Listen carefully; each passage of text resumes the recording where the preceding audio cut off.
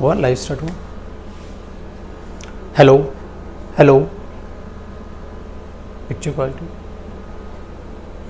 Hello my dear students, कैसे हो आप सभी? Good evening all of you. आप सभी को आपके गुरु जयदीप सिंह का बेहद प्यार भरा नमस्कार। चलिए जी, फटाफट से आ जाए लाइव जो नहीं आया है। आज माय डियर स्टूडेंट्स, आज है हमारा वोकैब सेशन नंबर 34। मेरे बच्चे पहले 33 सेशंस हो चुके हैं, उन्हें भी आप अच्छे से देखो, अच्छे से कॉपी करो, बहुत अच्छे से नोट्स मेंटेन करते हुए चलो। लिखकर मेंटेन करना, स्क्रीनशॉट के चोचले बिल्कुल ना पाने। लिखोगे वोकैब और बेहतर याद होगी। आपको वो प्रॉब्लम नहीं होगी सर वोकैब याद तो हो जाती है पर मैं भूल जाता हूं, ऐसा नहीं होगा। ठीक है, चलिए जी फटाफट से लाइव आए जो नहीं आए हैं। Thank you so much dear, thank you so much. आज सेशन थोड़ा छोटा रखेंगे क्योंकि मेरी तबीयत जो है वो ठीक नहीं है, गला खराब है। आज 11 बजे वाली क्लास में भी हम यही चर्चा कर रहे थे। चलिए डियर फटाफट से आ जाए। देखो बच्चे, अब मैं बातचीत स्टार्ट करता हूं, आ जाएंगे तब तक फटाफट से शेयर कर दें वीडियो को, बता दें अपने फ्रेंड्स को आ चुका हूं मैं लाइव। देखो डियर, आज का जो वोकैब सेशन मैंने अभी जस्ट बोला 34 है हमारा आज ये वोकैब सेशन। इसमें आज मैं वोकैब कराने वाला हूं पर्सन की पर्सनैलिटी से रिलेटेड। मतलब हम क्या करते हैं ना, जैसे टाइप का पर्सन होता है, जैसे टाइप का उसका बिहेवियर होता है या पर्सनैलिटी होती है, उसके हिसाब से हम उसको एक वर्ड, इसका मतलब उसको एक नाम देने की कोशिश करते हैं। उन्हीं वर्ड्स पर आज हम चर्चा करेंगे, मतलब वर्ड्स जो किसी पर्सन की पर्सनैलिटी के बारे में जिक्र करें। दूसरा, आज का वोकैब सेशन रूट मेथड से ही होगा। एक रूट भी लूंगा प्लस कुछ एक्स्ट्रा वर्ड्स भी करेंगे, मतलब एक मिक्स टाइप का सेशन है। पर्सनैलिटी से रिलेटेड वर्ड्स होंगे प्लस मैं रूट मेथड को अप्लाई करते हुए चलूंगा। तो एक बहुत बेहतरीन तरीके से आज की वोकैब सेशन हम करने वाले हैं। ठीक है जी, कर लें स्टार्ट आगे सभी, पक्का? अब आराम से बैठ जाओ, आराम से बैठ जाओ, कमेंट्स बंद। बच्चे सिर्फ कमेंट में आप वही चीज़ें लिखा करो जो अभी के सेशन से रिलेटेड हो। ठीक है, क्योंकि वोकैब सेशंस में मैं चाहता नहीं कि जब मैं स्टार्ट कर दूँ तो मैं कमेंट्स वगैरह पे देखूँ। ठीक है, चलिए बताइए, साउंड और पिक्चर क्वालिटी में कोई या मार्कर में कोई वर्ड नहीं दिख रहा तो उसके लिए आप तुरंत कमेंट करें, मैं उसका तुरंत ध्यान रखूंगा। और प्लीज़ आप भी ध्यान रखना अगर कोई बच्चा ऐसे कमेंट करता है ना पिक्चर क्वालिटी या साउंड को लेकर। डन, करें डियर स्टार्ट? चलिए जी, बाकी स्टाफ आपको कमेंट रिप्लाई करता रहेगा। देखो डियर, आज का जो रूट है वो मैं लेने वाला हूं ईगो। आज हम वर्ड करने वाले हैं ईगो। ठीक है, इससे रिलेटेड वर्ड्स करने वाले हैं। अब जैसे हम ईगो बोलते हैं तो हमारे दिमाग में एक सीधी ईगो ना एक ऐसा वर्ड अपने आप में ये बन जाता है जिसकी हमने एक नेगेटिव ही परसेप्शन बनाया हुआ है। इसके प्रति जो हमारी सोच है ना वो नेगेटिव बनाई हुई है। कहते हैं ईगो तो इसका मतलब नेगेटिव ही हम कुछ बात करने वाले हैं, ऐसा नहीं है। ईगो एक पॉजिटिव वे में भी यूज किया जा सकता है। बेसिकली मैं इसको समझाऊं और फिर इसी से रिलेटेड मैं आज आपके वर्ड्स बनाते हुए चलूंगा। ध्यान दो, अगर मैं इंडिविजुअल समझने की कोशिश करूं ना तो डियर ईगो अपने आप में नाउन ही होता है। ईगो अपने आप में नाउन ही होता है। क्लियर? मुझे एक बार मार्कर बता देना अगर दिख नहीं रहा हो तो, क्योंकि आज मैंने स्टूडियो का अपने बोर्ड चेंज करवाया है। उस बोर्ड पे थोड़ा सा रिफ्लेक्शन आ रहा था तो बोर्ड चेंज कराया, बताना मुझे अगर नहीं आ रहा हो तो। ठीक है, ईगो जो होता है वो अपने आप में नाउन होता है। और ईगो का मतलब क्या होता है, अगर आप क्या लेके चलते हैं ईगो से, समझते क्या है? ये कई वर्ड ऐसे होते हैं डियर जिनको हम सुन तो लेते हैं, समझते नहीं है, बस बचपन से सुनते आ रहे हैं, अपना एक पॉइंट ऑफ व्यू बना दिया है, उसी से आगे बढ़ते हैं। देखो, अगर मैं ग्रामेटिकल बात करता हूं तो ईगो अपने आप में एक नाउन है। इसका मैं साइंटिफिक तरीके से मीनिंग देखूं तो बिल्कुल अलग है, वो हमारे काम का नहीं है। लैंग्वेज से रिलेटेड मीनिंग बताता हूं। आपकी फीलिंग्स आपके लिए क्या है, इसी टाइप की प्रोसेस को हम ईगो में कवर करते हैं। आपकी फीलिंग्स आपके लिए ही क्या है, आपके एटीट्यूड के लिए क्या है, आपके अचीवमेंट के लिए क्या है, उसके लिए हम जब बात करते हैं तो हम बात करते हैं ईगो की। इसका मतलब मैं कहने की कोशिश कर रहा हूं your feelings of your ability, of your importance. आपकी इंपॉर्टेंस क्या है, उसके लिए आपका ही पॉइंट ऑफ व्यू, आपकी ही फीलिंग क्या है, वो हम लेके चलते हैं डियर इस वर्ड से ईगो। बहुत ध्यान से समझना, जो इससे वर्ड्स बनेंगे वो भी बहुत इंपॉर्टेंट होंगे, एग्जामिनर के फेवरेट हैं। ध्यान से सुनो, मैंने बोला योर फीलिंग्स, आपकी फीलिंग्स, और किसके लिए? ऑफ योर ऑन इंपॉर्टेंस, आपकी ही इंपॉर्टेंस के लिए आपकी फीलिंग, या एंड आप कह सकते हो एबिलिटी, आपकी इंपॉर्टेंस और आपकी ability. So your feelings of your on importance and ability, आपकी अपनी इंपॉर्टेंस और एबिलिटी के लिए आपकी क्या फीलिंग्स हैं, उसके लिए हम ये ईगो वर्ड यूज करते हैं। इसको मैंने ऐसे क्यों बताया कि हो सकता है एग्जामिनर इस वर्ड को यूज करके भी आपसे कुछ पूछ ले एग्जाम में, हो सकता है एग्जामिनर इस वर्ड को यूज करके भी कुछ पूछ ले। जैसे सपोज करो, एक एग्जाम्पल में बनाने की कोशिश कर रहा हूं, ध्यान से सुनो। सपोज एक पर्सन है, मैंने बोल दिया रमन, ठीक है, दो पर्सन है, सपोज उनकी कॉन्वर्सेशन में चलाने की कोशिश कर रहा हूं। इसने बोला आई am glad Rohit got the job. इसने बोला आई am glad Rohit got the job. Suppose दो पर्सन है, आपस में बात कर रहे हैं, तो रमन के मुंह से क्या निकला, आई am glad Rohit got the job. इसने बोल दी, एक लाइन बोल दी, ठीक है। चलो एक काम करते हैं, रोहित की जगह में शी लिख देता हूं ताकि दोनों में डिफरेंशिएट हम कर पाए। देखो, रमन ने बोला आई am glad she got the job, भाई मुझे बड़ा अच्छा लगा कि उसको वो जॉब मिल गई। फिर सपोज करो यहां पे रोहन ने इसका एक रिप्लाई तैयार करने की कोशिश की। उसने बोला, अब ध्यान से सुनना, उसने बोला she needed the job, she needed the job, या मैं कह सकता हूं ऐसे बनाओ इसको, she needed something.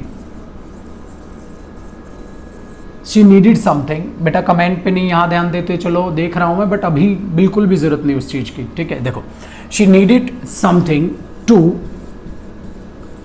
Boost her ego, मैंने ये लाइन लिख दी, she needed something to boost her ego. उसको किसी चीज की जरूरत थी, किस चीज की, उसकी ईगो को बूस्ट करने के लिए। अब यहां ध्यान से देखने की कोशिश करना डियर, मैं अगर इसको यहां यूज कर रहा हूं हर, तो आपको पता है हर होता है डेटरमिनर, और डेटरमिनर के बाद आप नाउन यूज करते हैं, तो ईगो यहां पे एज अ नाउन यूज हुआ है, बट यहां पर इसका नेगेटिव मीनिंग नहीं है, इसका पॉजिटिव मीनिंग कन्वे हो रहा है। और हमारी सोच पे क्या पर्दा पड़ा हुआ है कि जैसे हम ईगो वर्ड सुनते हैं, हम उसको नेगेटिव ही रिफ्लेक्शन देते हैं उसकी तरफ, हम सोचते हैं नेगेटिव ही इसका मतलब निकलता होगा। देखो इसका मतलब यहां पॉजिटिव है, she needed something to boost her ego. Suppose एक पर्सन वहां पर रमन, उसने बोला यार I am glad she got the job, कि मुझे बड़ा अच्छा लगा यार उसको वो जॉब मिल गई थी, ठीक है।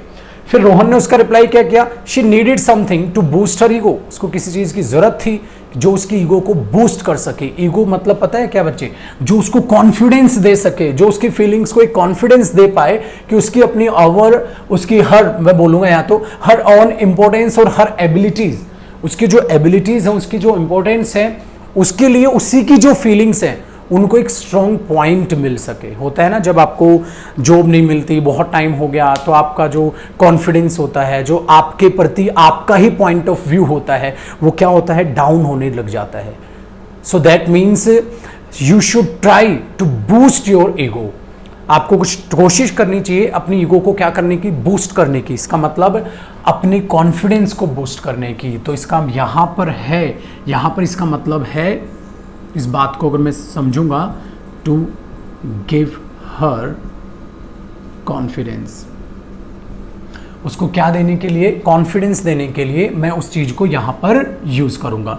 तो ये चीज है यहां पर। तो चलिए एक छोटे से रूप में मैंने ईगो एज अ नाउन आपको समझाने की कोशिश की है। क्या ना बच्चे, है क्या, मैं आपको दोबारा से बता दूं। मेरा मेथड आप सबको पता है, जो पुराने स्टूडेंट मेरे से पढ़ रहे हैं उनको पता ही है, जिन्होंने अभी भी बैच ज्वाइन किया उनको भी पता चल गई इतने दिनों में। जो नए बच्चे उन्हें 2 सेकंड में बता दो और पुराने भी सुन लो। बेटा हर चीज को थोड़ा सा तमीज और तहजीब से सीखते हुए बिल्कुल आहिस्ता आहिस्ता चला करो, इग्नोर नहीं, वरना मैं भी इग्नोर करा देता। आओ ईगो से बने वर्ड्स को समझ लो। ईगो तो तुम जानते ही होगे, अब अपना अपना पॉइंट तुम्हारा गलत हो जाता। और एग्जामिनर अगर ऐसे कुछ दे देता तो आप खामखा उसमें जो है पजल हो जाते। सपोज क्या पता है फिलअप बना के क्लोज टेस्ट में कुछ दे देता, वहां पर आप पजल हो जाते। क्लियर हो गया। तो इन चीजों को थोड़ा सा ध्यान में रखा करो, कैसी चीजें चलती हैं। हटाएं, चलो आगे की बात करते हैं। अब हटाता हूं। अब मैं ईगो से, इसका स्क्रीनशॉट ले लेना डियर, काफी इतना टाइम। फिर मैं ईगो से बने हुए अब कुछ वर्ड्स का जिक्र मैं आपके सामने करूंगा, ठीक है। मिटाने में आज थोड़ा टाइम लगेगा, नया बोर्ड है ना ये, तो थोड़े टाइम तक, जब तक ये बेहतर नहीं हो जाता, ये वर्ड्स को ऐसे ही दिखाएगा थोड़े टाइम तक। चलिए जी, अब बातचीत आगे की करते हैं। ईगो से बने हुए वर्ड में सबसे पहला वर्ड आज हम ईगो को समझने के बाद कर रहे हैं, ईगोइस्ट। अब आपको ना इन वर्ड्स को समझने में आसानी हो जाएगी। मैंने एक बहुत अच्छे से आपको ईगो समझा दिया ना एज अ नाउन, तो आपको ये वर्ड समझने में बड़ी अच्छे से आसानी हो जाएगी। ईगोइस्ट भी अपने आप में नाउन की तरह यूज किया जाने वाला वर्ड है। अब ईगोइस्ट का मतलब क्या होता है? एक ऐसा पर्सन जो सिर्फ अपने बारे में ही सोचता है।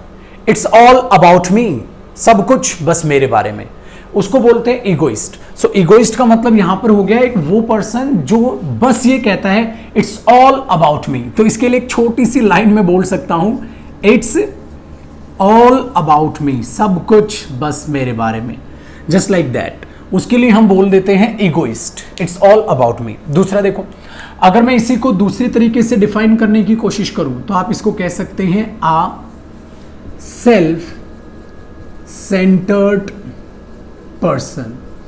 आ self centred person. Self centred से मतलब क्या है डियर? वो ही सोचता है कि मैं ही सिर्फ सेंटर ऑफ द यूनिवर्स, इसका मतलब मैं ही हूं, बस सब कुछ बस मेरे बारे में, it's all about me.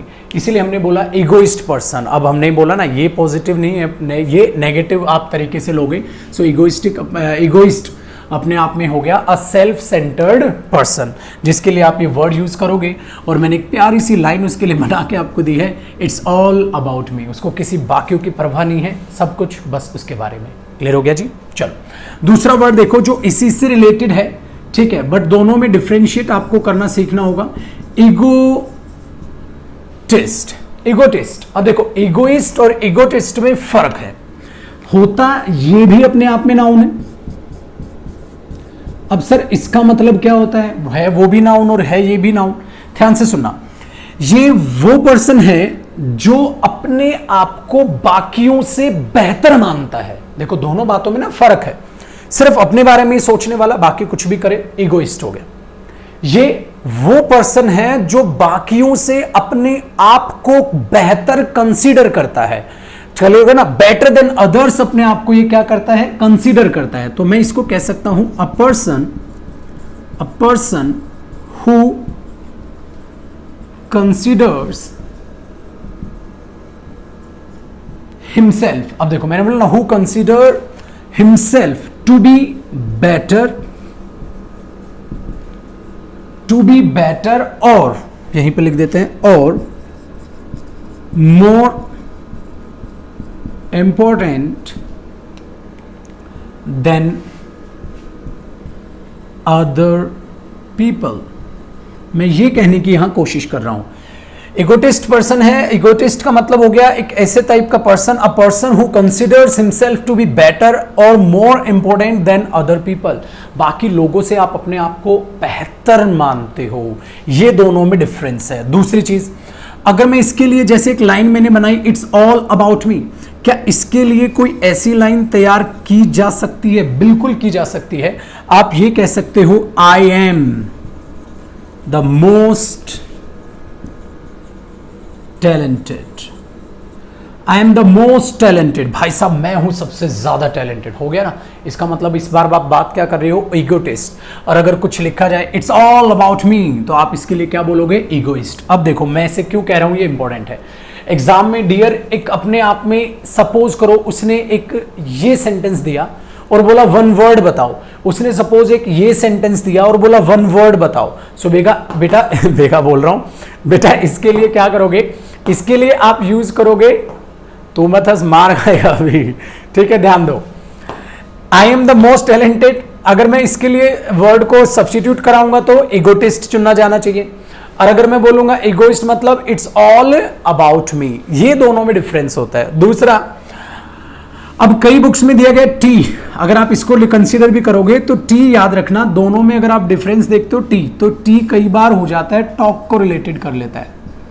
T से रिलेट किया जाता है टॉक, ठीक है, जो सिर्फ अपनी ही बातें करे, अपनी ही बातों से मतलब है कि अपने आप को ही सुपीरियर माने, उसके लिए भी हम ईगोटिस्ट जो है यूज करके चल सकते हैं। तो ये आपकी हिंट तैयार हो सकती है, दोनों में डिफरेंस एग्जैक्टली है क्या। क्लियर है? तो मत हंसो, मार खाओगे सारे। चलिए जी, फटाफट हो गया, डन है। एक बार इसका स्क्रीनशॉट लो, फिर मैं आगे बढ़ता हूं। इतना काफी है, ठीक है जी, आसान है। चलो, तो बाद में इनको कॉपी करना, नॉर्मल मत छोड़ देना चीजों को। बेटा है ये वर्ड यही, बट जब एग्जामिनर पूछता है नहीं नहीं इट्स ऑल अबाउट मी को सब्सटीट्यूट करो, I am the most talented, इसको सब्सटीट्यूट करो। आपको सब्सटीट्यूट करना नहीं आएगा फिर अगर वर्ड्स को नहीं समझा तो। ठीक है मेरे भाई, समझ रहे हो ना क्या कह रहा हूं? समझ आ रहा है कि नहीं? चलो चलो फटाफट हैंड रेज करो, मजा है कि नहीं आया? हाँ ये भी ना बात, तो समझते चलना बेटा, वर्ड्स की गिनती मत गिनना कभी भी। चलो डियर, अब बात करते हैं थर्ड वर्ड की। ये अपने आप में है ईगोसेंट्रिक। ये है ईगोसेंट्रिक। अब देखो मैंने बोला था ना सेंटर का मतलब क्या है, सेंटर ऑफ द यूनिवर्स अपने आप को समझना, मतलब भाई है तो सब है, ये इस टाइप का है। तो ये भाई है तो सब है, अपने आप को सेंटर ऑफ द यूनिवर्स समझने की कोशिश कर रहा है, इसलिए हमने बोला इसको ईगोसेंट्रिक। तो ईगोसेंट्रिक पहले तो अगर मैं पार्ट्स ऑफ स्पीच में देखूं ना तो ये एडजेक्टिव और नाउन ये कई बार दोनों की तरह यूज कर लिया जाता है। ये एज अ नाउन भी यूज कर लिया जाता है और एज एन एडजेक्टिव भी यूज कर लिया जाता है। और ईगोसेंट्रिक का अगर आप मीनिंग देखने की कोशिश करते हैं डियर, तो इसका मीनिंग है बिल्कुल सिंपल। मैंने बोला ना सेंटर ऑफ द यूनिवर्स, आप अपने आप को समझते हैं। इसका मतलब थिंकिंग ओनली ऑफ योरसेल्फ, आप सिर्फ अपने बारे में ही सोचते हैं। देख रहे हो एक एक वर्ड में क्या क्या डिफरेंसेस पा रहे हैं, बड़ी बारीकियां हैं, उन बारीकियों को पहचानना। बिकॉज जब एग्जामिनर देगा ना सब्स्टिट्यूट करने को तो परेशान हो जाओगे। क्लियर हो गया? सो ईगोसेंट्रिक का मतलब हुआ थिंकिंग ओनली ऑफ योरसेल्फ, आप सिर्फ अपने बारे में सोच रहे हैं। सेंटर ऑफ द यूनिवर्स आप अपने आप को मानते हैं, ठीक है, बाकी के बारे में नहीं। क्लियर? जैसे आप सपोज करो आप हैं और कोई ट्री है, सो पेड़ की क्या खासियतें हैं आप ये नहीं सोचोगे, अपनी क्या ये नहीं भूल जाओगे कि उससे मुझे ऑक्सीजन मिल रही है, उसकी वजह से मैं जिंदा हूं, ये नहीं सोचता। ये सोचता है बस मैं ही हूं सेंटर ऑफ द यूनिवर्स। यही चीज यहां पर है। सो थिंकिंग ओनली ऑफ योरसेल्फ, आप सिर्फ अपने बारे में सोचते हैं, दुनिया की कोई परवाह नहीं, आप अपने आप को ही सेंटर मान के बैठे हैं। इसलिए हमने इसको बोला ईगोसेंट्रिक पर्सन। क्लियर हो गया ना? ईगो और सेंट्रिक, इससे हमने इसको समझा। क्लियर? और इसको हम क्या करते हैं, नाउन और एज एन एडजेक्टिव दोनों की तरह यूज कर लेते हैं। अब ईगोसेंट्रिक पर्सन मैं जब बोल रहा हूं तो पर्सन हुआ नाउन और ईगोसेंट्रिक अपने आप में क्या हुआ, एडजेक्टिव, क्योंकि नाउन से पहले सब्स्टिट्यूट किया गया है, नाउन से पहले आया है। सो ईगोसेंट्रिक पर्सन। क्लियर हो गया? आप ईगोसेंट्रिक को कई बार नाउन की तरह यूज कर लेते हो, जैसे what an egocentric your friend is. कई बार इस तरीके से इसको यूज कर लिया जाता है डियर, जिसमें वो नाउन की तरह ट्रीट मान लिया जाता है उसे। कई बार ऐसे बोल देता है वो, what an egocentric your friend is.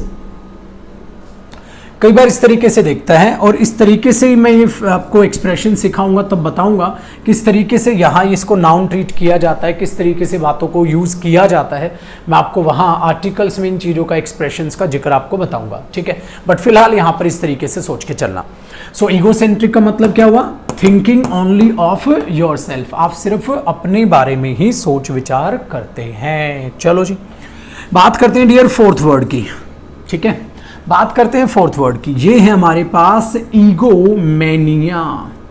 मैं थोड़ा बड़ा बड़ा लिख रहा हूं, बोर्ड इसीलिए चेंज कराया था। अब ये बोर्ड जो है उस पुराने बोर्ड से ज्यादा कवर करेगा। ईगोमेनिया। अब अगर ईगोमेनिया का समझें तो आपको पता है मेनिया मैं आपको अलग से रूट भी कराऊंगा, बट फिलहाल इसको समझ लेना। ईगो मैंने आपको समझा ही दिया है। तो सर ये मेनिया क्या होता है? मेनिया का मतलब होता है डियर वेरी strong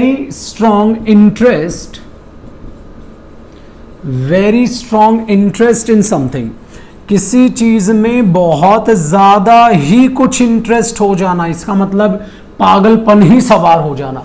किसी चीज की तरफ आप इतने ज्यादा इंटरेस्टेड हो गए कि वो काम आपको बेहद ज्यादा ही पसंद आने लग गया और वो पागलपन की हद तक पहुंच चुका है, ठीक है।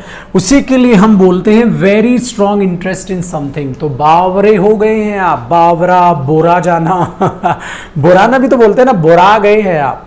सो पगला गए हैं आप, बोरा गए हैं आप, ठीक है, पगलैती छा गई आप में। सो उसके लिए हम बोल देते हैं कई बार मैनिया। तो ईगोमेनिया का मतलब है किसी चीज की तरफ पागलपन ही आपका बढ़ जाना। उसके लिए हम इन चीजों को बोल के चल लेते हैं, ठीक है बेटा। एग्जैक्टली हिंदी मत देखना, क्योंकि एग्जैक्टली हिंदी तो सबकी मैच कर जाएगी। इसलिए जो मैं एक्सप्लेनेशन बता रहा हूँ प्लीज़ उस पर फोकस करो, ठीक है ना। एक बच्चा बोल रहा है कि अगर हिंदी बता दे तो सर, बेटा इनकी हिंदी अगर आप देखोगे भी ना, हिंदी खोजोगे भी तो वो एक दूसरे से मैच होती नजर आएगी। अगर एक्सप्लेनेशन देखोगे तो वो चीज़ बिल्कुल अलग अलग नजर आएगी। सो आप ये नहीं कह सकते ईगो का पागलपन हो जाना, इस तरीके से मत लिखना बच्चे, जैसे मैं समझा रहा हूँ वैसे कर लेना, ठीक है। So very strong interest in something, किसी चीज़ में आपका बहुत ज़्यादा स्ट्रॉन्ग इंटरेस्ट हो जाए। इसका मतलब कई बार क्या होता है, इंसान जब अपने बारे में सोचता रहता है, हमेशा सोचता रहता है, तो उसको क्या हो जाता है, ईगोमेनिया हो जाता है। ईगोमेनिया जो वर्ड है वो भी नाउन की तरह यूज होता है। ईगोमेनिया जो होता है वो नाउन ही होता है। सो ईगोमेनिया हो जाना मतलब आप ईगो, अपने ही बारे में सेल्फ एस्टीम, अपने ही बारे में सोच रहे हैं, तो एक वो पागलपन की हद तक चला जाना, उसको ईगोमेनिया बोलते हैं। क्लियर हो गया जी? तो चारों वर्ड आपको समझ आए। चलो एक बार हटाते हूं मैं इसको, डन है, हो गया ना, स्क्रीनशॉट ले लेना। चलो अब बात करते हैं ईगो से बने हुए अगले वर्ड की, ईगो से बने हुए अगले वर्ड की।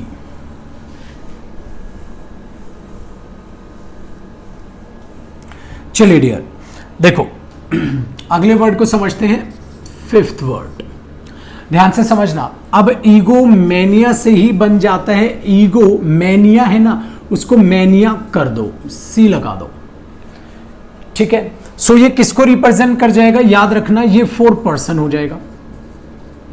मतलब 4 पर्सन से मेरा मतलब है ये पर्सन को रिप्रेजेंट कर जाएगा। ईगो मैनिया अपने आप में एक प्रोसेस थी, ठीक है ना, एक पागलपन छा जाना। ईगो मैनियाक, वो जिस पर्सन पर पागलपन छाया है उसको बोलेंगे ईगो मैनियाक, ठीक है। मतलब अ person who follows the process